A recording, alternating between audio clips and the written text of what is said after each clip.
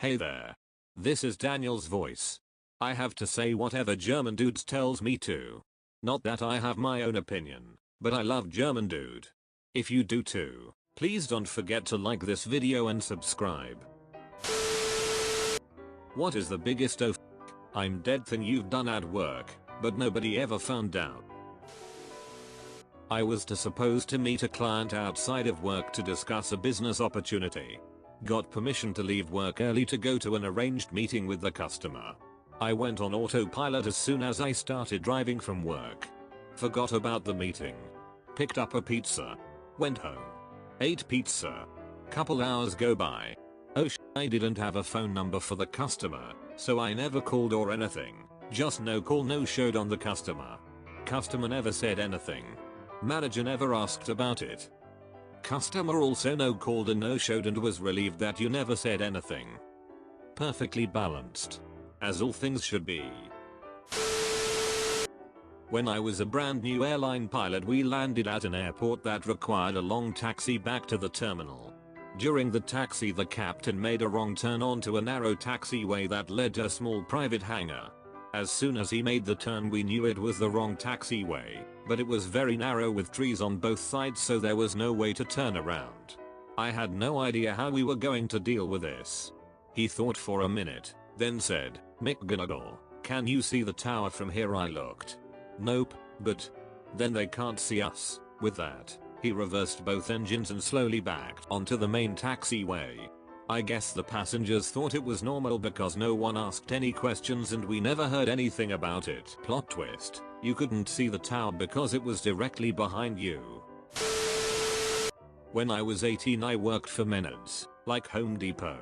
It was a small store with an outside yard that you couldn't drive into, so we would pick what you wanted with a forklift and load the customers out in the parking lot. So this lady came in to pick up a bunch of special order bricks.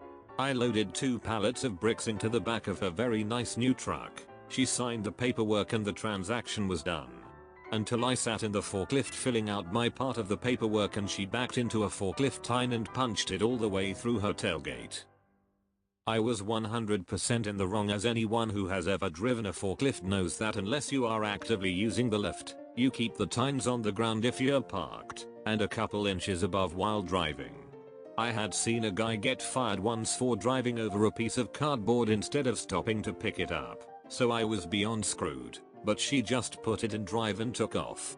She didn't even look back at me. I expected that she was going to pull up to the front of the store to report it, but she just left. As far as I know, she never reported it, and no one ever knew it happened. That was 21 years ago and I think about that incident pretty often. She was probably driving home thinking, oh shit, they have my name, they're going to sue me for damaging their equipment. Don't make eye contact, just keep driving and never ever come back to this store again. That would have been me.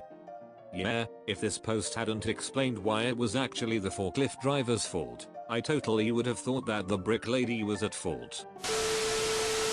It was university. They had this really expensive piece of equipment and I can't remember exactly what it measured or how it worked. What I remember is this: you completed a circuit to power the thing, meaning you plugged a wire into 5 volts or whatever came out of the wall, and another wire into the ground, and plugged both of them into the device. Alligator clips baby, what you got out of the wall was way too much current, so you had to put a resistor between the wire from the wall and the device. The thing cost something ridiculous like $25k at the time. It was made out of diamonds or gold or something else fucked up. Anyways, I got really pissed at my lab partner, just took over the experiment, and plugged the thing directly into the wall without a resistor. I basically fried the thing in a second. I smelt burning and could see smoke come out of it immediately and knew exactly what I'd done. As I literally thought, oh I'm dead, and started realizing the gravity of my actions. This dude in a huge ass trench coat thing walks by my lab table, gets his coat caught in it and pulls the thing off the table. It lands on the ground and smashes into a million pieces. Dude was walking with the guy who ran the labs, and that dude loses it on him. I just sat in silence. I felt guilty, but like I dodged the biggest bullet of my life.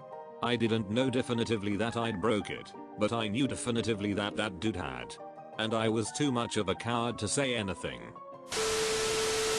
One day everybody was working from home except me, so I just left and went to Six Flags with my friend, praying there wouldn't be any spur of the moment video calls.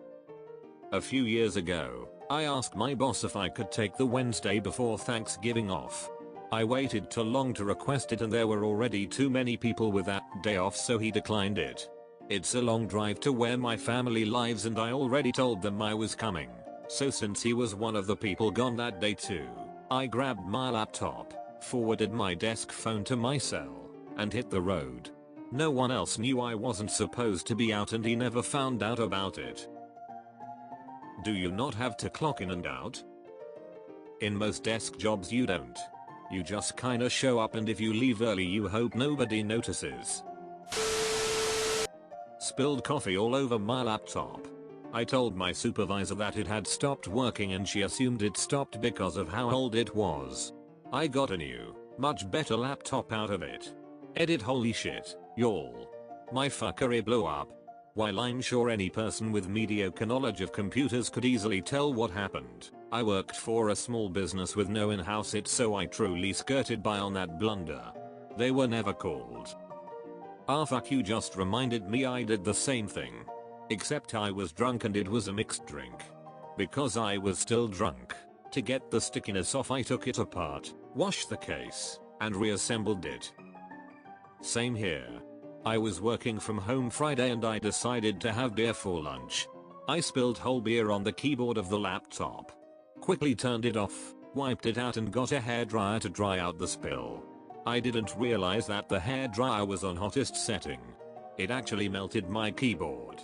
I quickly took everything apart, went to local computer shop and found the same laptop model for cheap that didn't work. Youtubbed the instruction and put the keyboard back on. I used that laptop for a year after that incident. I swear it randomly smelled like beer sometimes when I was using it.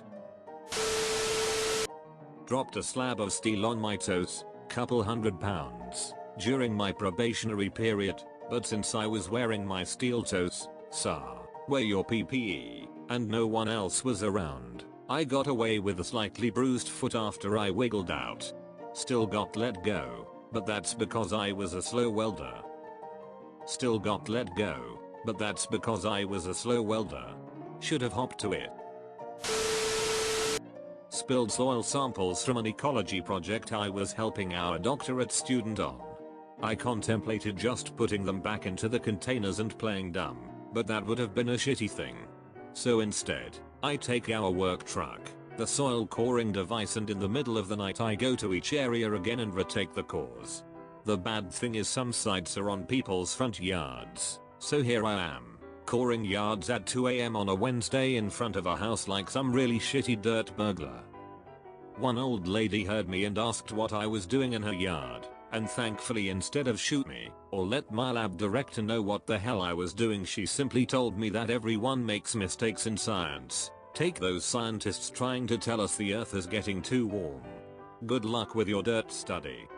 You know what, silly old lady? I'll let this one slide. Ignore the fact that we are trying to work out how climate change is interacting with urban ecosystems. You didn't rat on me. Yes, I will enjoy my dirt study. I did not get fired. No one knew what I did except that nice old lady. And now the internet. I contemplated just putting them back into the containers and playing dumb, but that would have been a shitty thing. I like you. Thanks for being a responsible shitty dirt burglar. Shitty dirt burglar, that sounds like a euphemism. First day as an electrical engineer intern, I blew up a power amplifier by hooking up a power supply incorrectly. I was pulling a lot of current, 2A for a small power amplifier, and sparks and smoke were everywhere. I went to tell the engineer I was working for, fully expecting to be reprimanded or fired, but he didn't seem to care too much, which surprised me. You think you're the first dumbest to do something like that? Edit. Wow, my first silver. Neat. Holy motherfucking shirt balls. I've struck gold. This is such an accurate response. If it's easy to mess up and you're not the first one to do it, you can be pretty sure someone before you has screwed it up too. If it was a really big deal, they probably would have highlighted what has been messed up in the past.